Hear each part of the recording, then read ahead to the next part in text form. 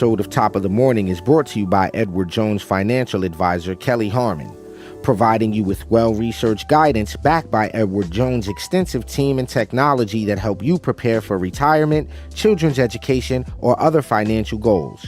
Call 252-473-1006 or visit the link on the screen. Just because you're black doesn't mean you have to vote Democrat. This year, in order to see benefits for our communities, we need to vote outside the box. Find out more by visiting us at tuconservative.com.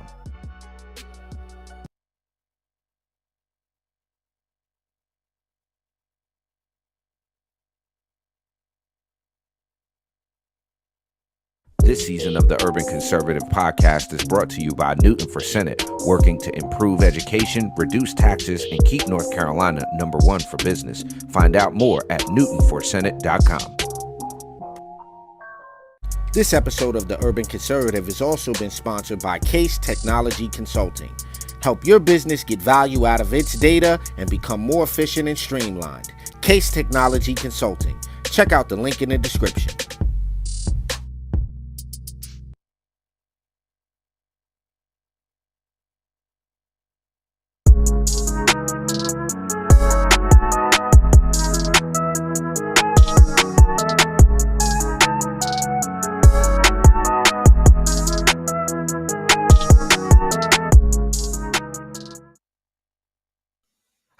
Ladies and gentlemen, top of the morning to you. You are checking out Top of the Morning, the best 30-minute morning show on the planet. I'm your host, Addul Ali. Thank you so much for supporting us here at the Urban Conservative. As always, if you haven't done so already, make sure you jump over to tuconservative.com. Get yourself a membership. That Hamilton plan is only $10. We know that Joe Biden got everything else, including eggs, through the roof, but we still only got a $10 plan. That gives you access to the news feed, the wonderfully curated news feed, our blog, and you get to join the community of growing conservatives in urban areas who are helping us spread conservatism into the urban areas of our country. You can also go sponsor an episode. If you like to do that, you can sponsor an episode so you can get your commercial up here. Big shouts out to State Senator Paul Newton and everybody else that supports the platform. And you can also grab yourself one of the mugs or t-shirts or something like that so we can keep the dice rolling when we're doing that little thing we be doing.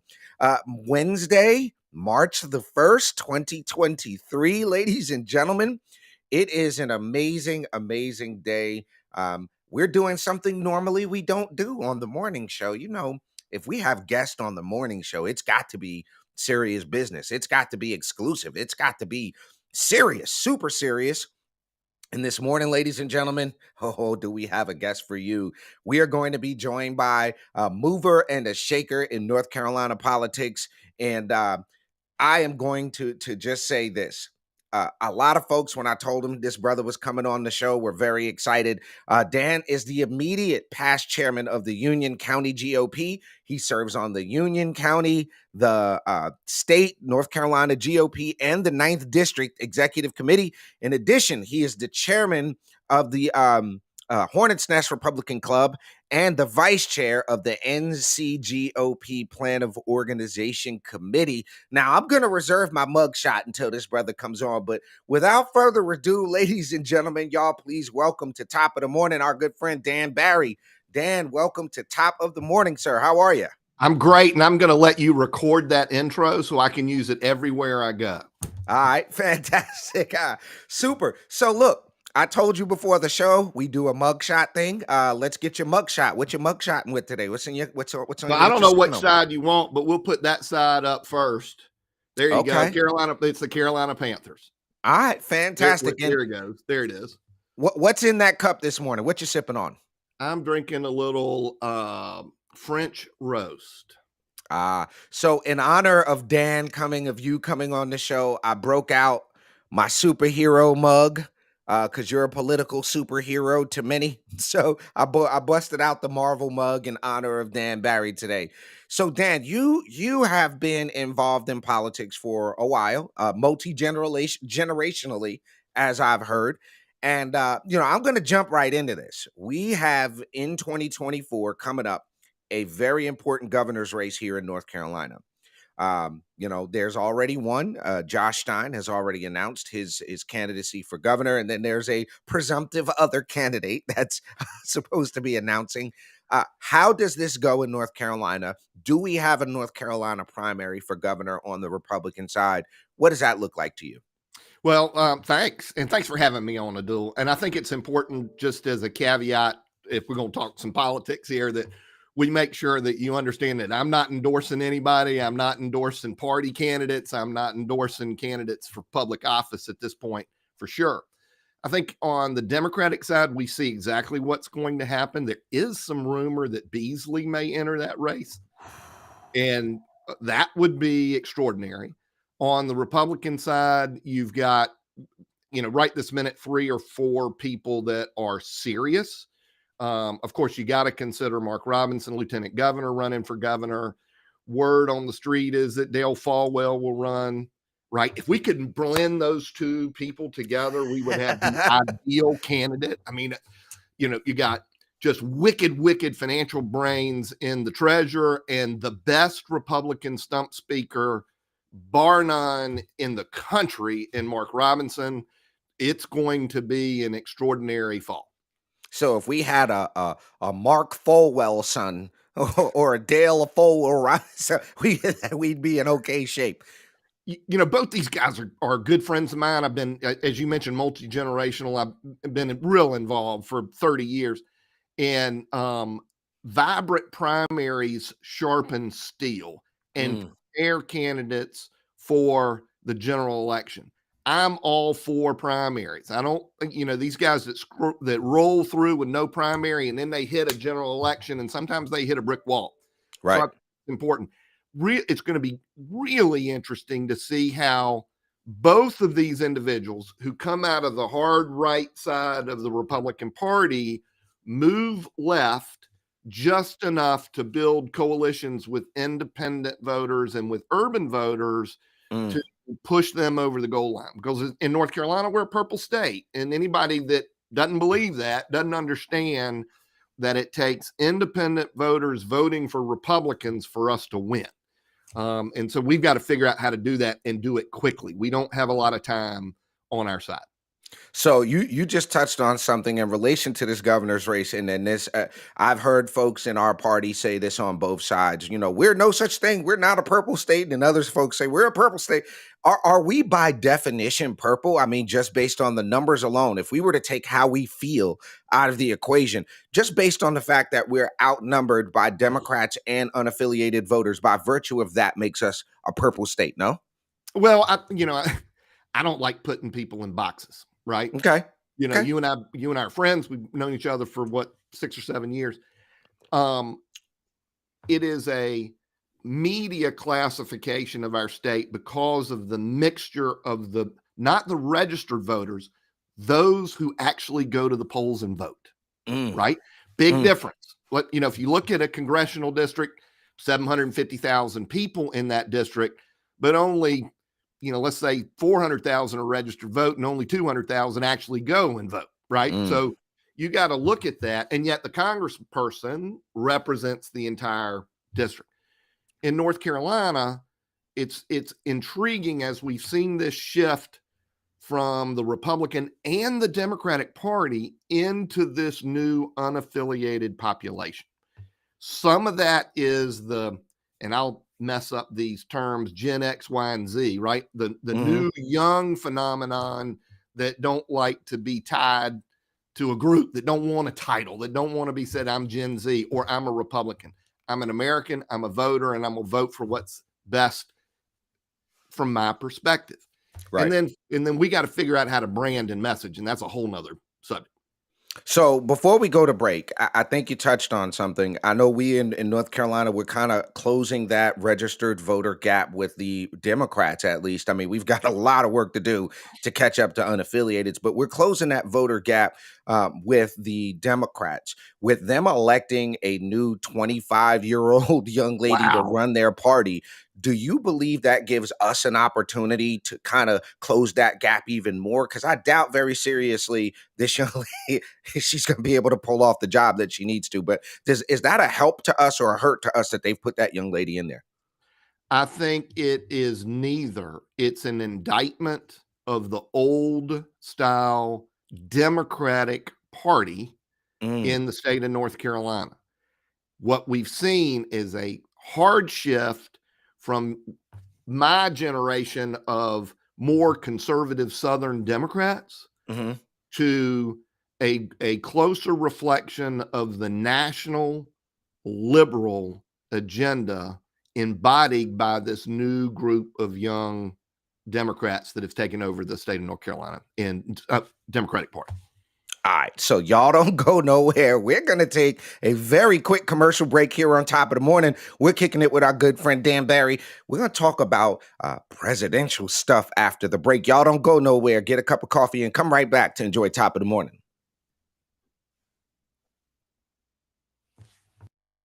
Just because you're black doesn't mean you have to vote Democrat. This year, in order to see benefits for our communities, we need to vote outside the box. Find out more by visiting us at tuconservative.com.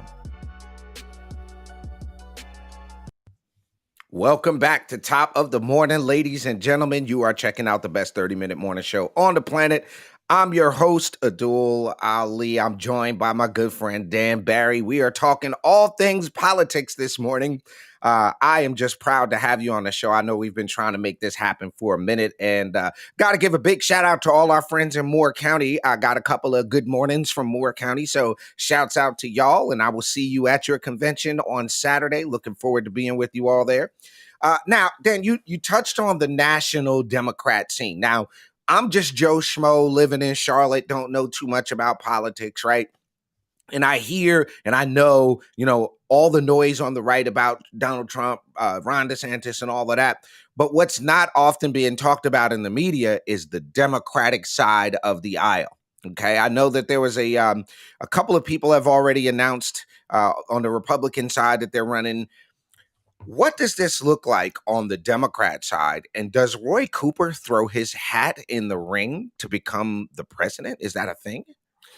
I am not a conspiracy theorist, Okay. right? So I'm not going to draw a crazy picture out here, but there has been I'm trying to remember the right phrase. It's like a bad secret that, they're looking for a Southern Democrat to rise to the occasion. He Mm, is not an old man, right? I mean, Roy Cooper is not an old man. He is a shrewd politician, and I'm saying this from the Democrats' perspective, not mine, sure. who has been an executive branch in a Republican-controlled legislature. Think about this, and a Republican-controlled court. Sounds kind of like what the president of the United States is like right now. Right. So it is an interesting thought process as to what happens. The Democrats are in a quandary. They have a significant leadership challenge as they start to approach the general election. And does the vice president stay on the ticket? Does Biden stay on the ticket? All appearances are he is not a healthy person. So I think it's going to be really interesting to see the soul searching that occurs in the National Democratic Party as they begin to look at who their leaders are. Not unlike the Republicans, who are going to have a wide open, vibrant presidential primary. You mentioned it, Ron DeSantis, governor of Florida, President Trump coming out again. Mike Pence is probably going to run. Mike Pompeo is probably going to run. Nikki Haley has announced that she is going to run. We could have 6 or 8 legitimate candidates.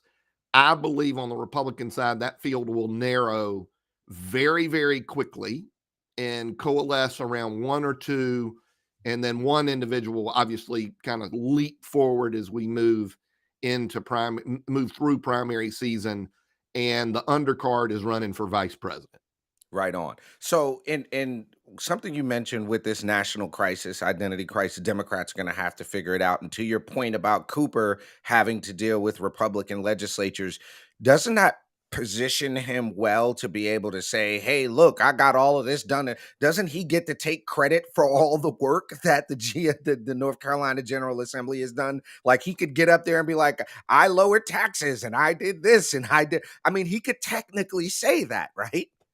He can say that he led the state of North Carolina through a pandemic with the legislature on his back. He's got to sell the Democrats first. And we all know who is directly responsible for the economic recovery in this state and the $12 billion swing in the state's balance sheet. And it wasn't the Democrats. It was Republican leadership, starting when Tom Tillis was Speaker of the House. You know, people forget that Tom Tillis really went out and recruited great Republicans to run for the North Carolina General Assembly and helped them get elected in 2012 when we took over the majority and started the process of lowering taxes to increase revenues by stimulating economic growth. And it has paid off extraordinarily well with massive reductions in North Carolina debt and rainy day funds. And, you know, we had last time I calculated, it was 10 billion, maybe 12 billion. I'll have to double check on that number, but we had a ton of debt and now we have no debt and we have a lot of cash and we're paying off long-term bond debt. And that's, you know, that is extraordinary when many states are upside down. Wow. Now, Cooper didn't have anything to do with that. The General Assembly did that with Cooper on his back. Right. And vetoing budgets. The North Carolina Republicans gave teachers a pay raise. Correct. The North Carolina Democrats furloughed teachers. And we're not talking about that. And we need to get back to the fundamentals that say to your audience, right? In urban cores, in the big cities, wait a minute. The Democrats weren't doing us any favors. It was the Republicans that came in and stimulated the economy, creating more jobs, elevating wages, changing your human condition for you and your family and putting you in a better position. It wasn't the Democrats doing that. The Democrats were saying, we're the government. We're going to take care of you. We're going to make life easy on you. And that doesn't work. I'm sorry. You got me on a soapbox. No, that's perfectly good. I want people to hear that, especially the folks in these urban centers, you know, in the Charlottes, the Raleighs, the Durhams. I want, you know, our listeners to understand that that's what the left does. They coddle you. They give you everything that you think you want, things that you think you need. And then for that, they just usurp power. Well, you touched on something, and I want to kind of go back to this a little bit before we go to our next break. So Roy Cooper decides to run for president, right? And I've heard Raphael Warnock on the Democrat side would make a good presidential candidate. That's just what I've heard. You know, I could see his ego pushing him to do that. But what does that look like? Roy Cooper announces for president. Who in God's green earth do they partner with Roy Cooper for a presidential run as a vice president? A liberal. Now, and that's hard to define when Roy is the conservative, right? So they would have to go to his left. They would have to go environmental, and they would have to go out west or up north. So you're talking about a New York or California, far left environmentalist, probably very young, governor of California. That's a good one. I didn't, So, wow. Okay. But the problem with that is his ego is bigger than Roy Cooper. So does he really want to be the undercard? Nah, Yeah. Yeah. Okay. I don't see that. So I don't see that either. Ladies and gentlemen, you are kicking it here on Top of the Morning. We're kicking it with Dan Barry, former chairman of the Union County GOP, current vice chairman of the NCGOP's Plan of Organization Committee. We're going to talk a little bit about Congress and some stuff you've got coming up right after this commercial break. Y'all don't go nowhere. We'll be right back here on Top of the Morning. Episode of Top of the Morning is brought to you by Edward Jones financial advisor Kelly Harmon, providing you with well-researched guidance backed by Edward Jones' extensive team and technology that help you prepare for retirement, children's education, or other financial goals. Call 252-473-1006 or visit the link on the screen.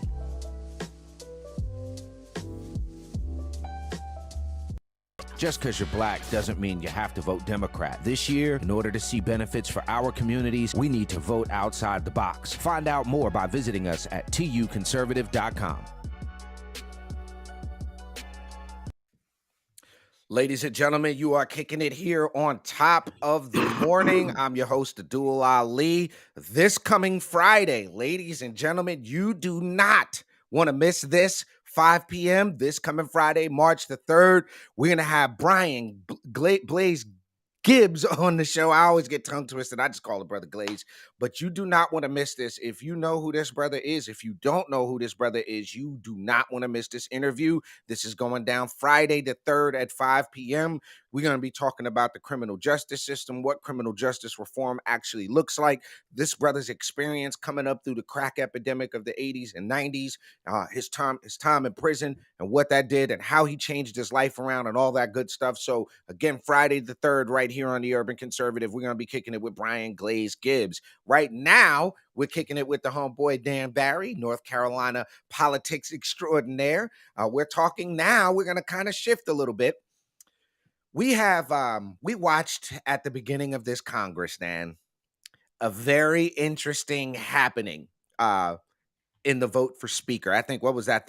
That wasn't the most votes forever for speaker, but that was a lot. No, it after the Civil War, it won 100 votes in the early thank goodness. 20th century. Yeah, that CNN would have exploded. CNN, if that would 100 votes, oh my gosh. But there were 20 or so congressmen who stood the line. And in a lot of people's eyes, a lot of what happened in D.C. needed to change. The rules needed to change. How things happened in D.C. needed to change. What, in your opinion, is going to be the long-lasting effects of people like our good friend Dan Bishop, who took a stand, other folks like Chip Roy that took a stand, Matt Gaetz and those folks? What is the long-lasting impact throughout this Congress of those folks doing what they did? And what does that really even mean, what they did in holding up those speaker votes? So you're going to laugh at me. There's a political side of this, which we're going to talk about. There's also an institutional side of this. Okay. Right? There are institutionalists. Those are people that believe in the sanctity of the body. Sure. And then there are people that believe in the individuals that make up the body. The two most intriguing things that came out of this is that the broad base of American citizens that were paying attention got a lesson in Civics 101. The clerk of the U.S. House came out of that in flying colors, and she is to be congratulated for managing through a very challenging process that hadn't been done in 50 years or longer. The second piece is C-SPAN. We complain about C-SPAN all the time. It's a public information. We spend money on it. It allowed us to watch the sausage getting made.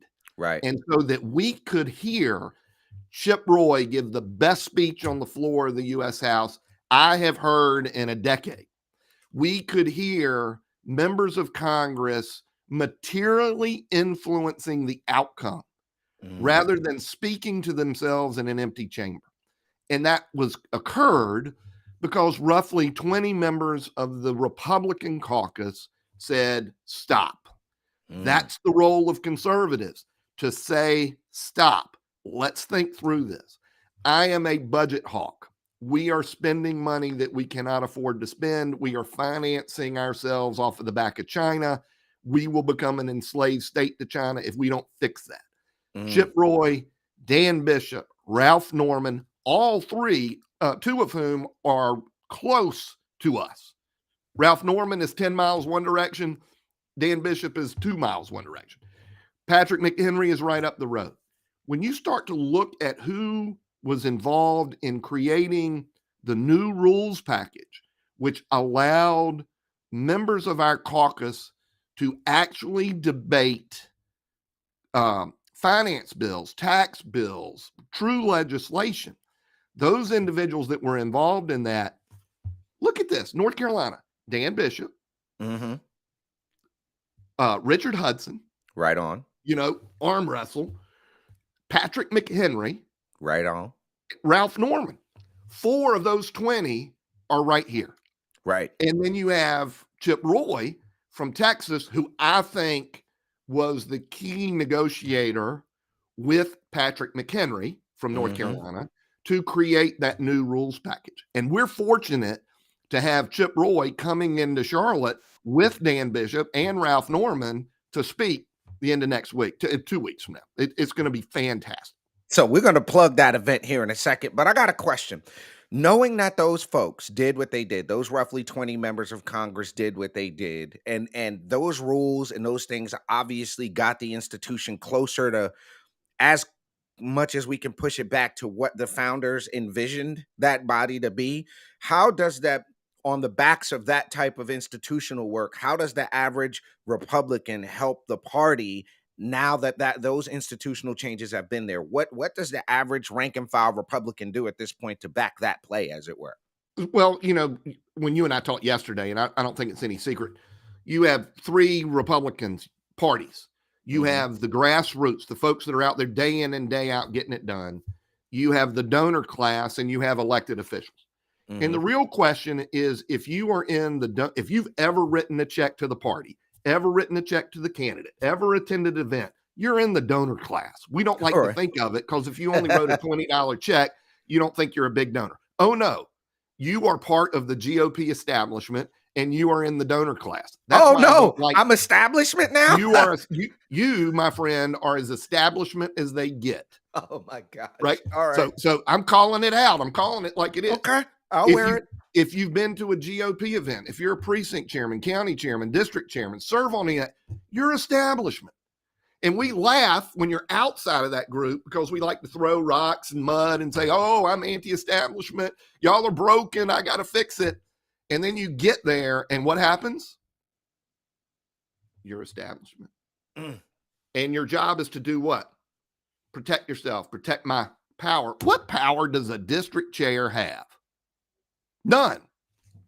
They get to take pretty pictures with members of Congress. But in the reality, in the party, we go to war over this stuff this time of year in the odd years. And the reality is, where did we end up? We got great leadership in the GOP. Chairman Whatley picked up the ball when the party was not destitute, but financially in a tough spot. Right. There was a massive leadership vacuum. He's done 2 terms as the state chair. And if you compare the party structure today to the party structure 4 or 5 years ago, no one can honestly look at that and say he did a bad job. We're in a bad place. There are counties that aren't functioning.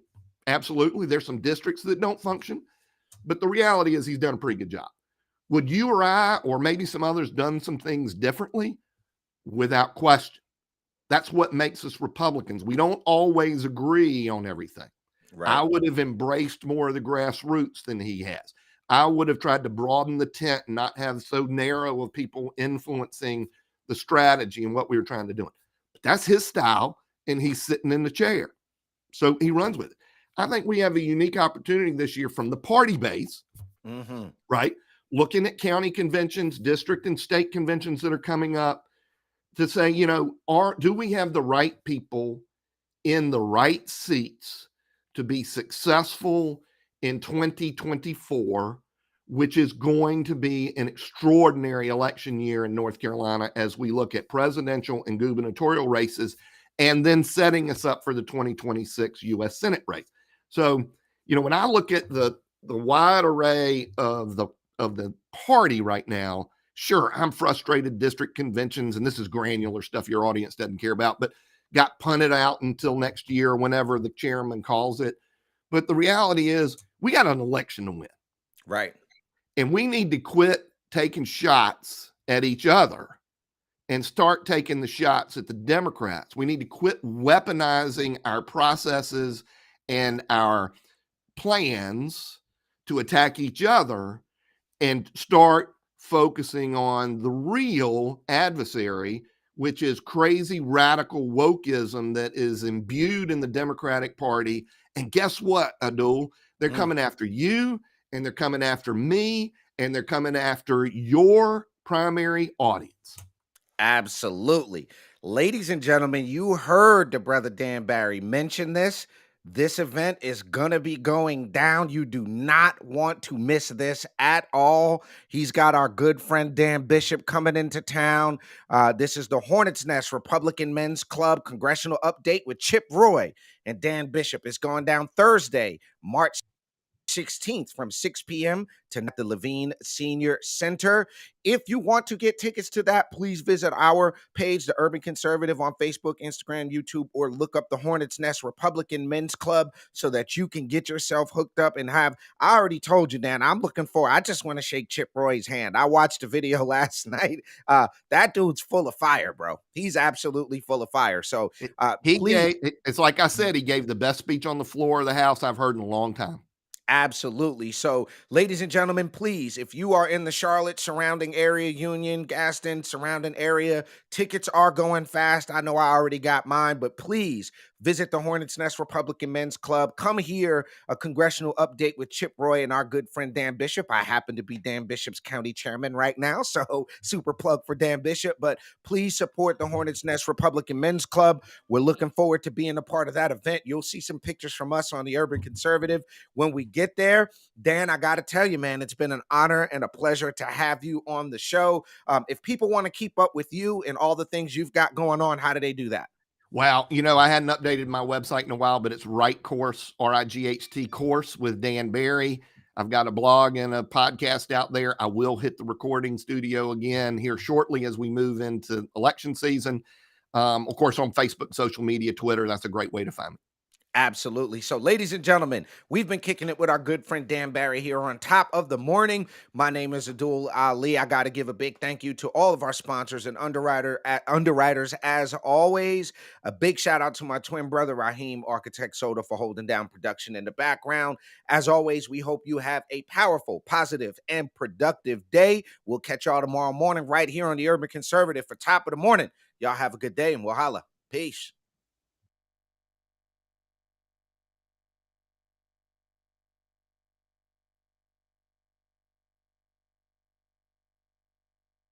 This season of the Urban Conservative Podcast is brought to you by Newton for Senate, working to improve education, reduce taxes, and keep North Carolina #1 for business. Find out more at newtonforsenate.com. This episode of the Urban Conservative has also been sponsored by Case Technology Consulting. Help your business get value out of its data and become more efficient and streamlined. Case Technology Consulting. Check out the link in the description.